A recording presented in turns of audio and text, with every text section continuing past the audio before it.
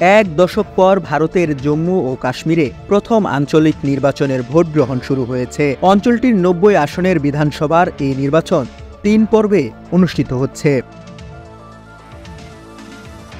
বুধবার প্রথম পর্বে ২৪টি আসনে ভোট গ্রহণ করা হচ্ছে। এসব আসনের মধ্যে ১৬টি কাশ্মীর উপত্যকা ও ৮টি জম্মুতে। ২৫ সেপ্টেম্বর দ্বিতীয় পর্বে ২৬ আসনে এবং ১ অক্টোবর তৃতীয় বা শেষ পর্বে ৪০ আসনের ভোট গ্রহণের মধ্য দিয়ে নির্বাচন শেষ হবে। এ নির্বাচনে মোট ভোটার সংখ্যা ৯০ লাখ। ৮ অক্টোবর ভোট গণনা করে সেদিনই ফলাফল প্রকাশ করা হবে বলে জানিয়েছে বার্তা সংস্থা রয়টার্স। ২০১৪ সালের পর থেকে এবং জম্মু ও কাশ্মীরকে বিশেষ মর্যাদা দেওয়া ভারতীয় সংবিধানের ৩৭০ ধারা বাতিলের পর থেকে সেখানে এটি বিধানসভার প্রথম নির্বাচন।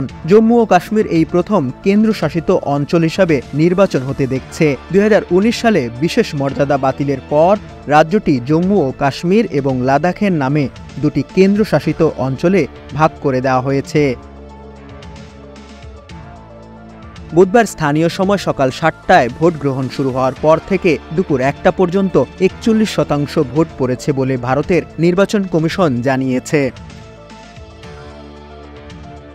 জম্মু ও কাশ্মীর ভারতের একমাত্র মুসলিম সংখ্যাগরিষ্ঠ রাজ্য।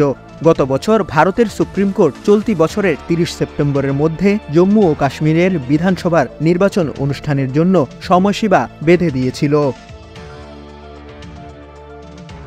গত কিছুদিন ধরে জম্মু কাশ্মীরে বেশ কয়েকটি বিচ্ছিন্নতাবাদী হামলার ঘটনা ঘটেছে। এতে ভারতীয় সেনা সদস্য সহ বেশ কিছু বিচ্ছিন্নতাবাদী নিহত হয়েছেন। এ পরিস্থিতিতে অনুষ্ঠিত নির্বাচনকে ঘিরে পুরো জম্মু ও কাশ্মীরকে কড়া নিরাপত্তার চাদরে মুড়ে ফেলা হয়েছে। শাহাদাত তনিম, ডেস্ক রিপোর্ট, সমকাল।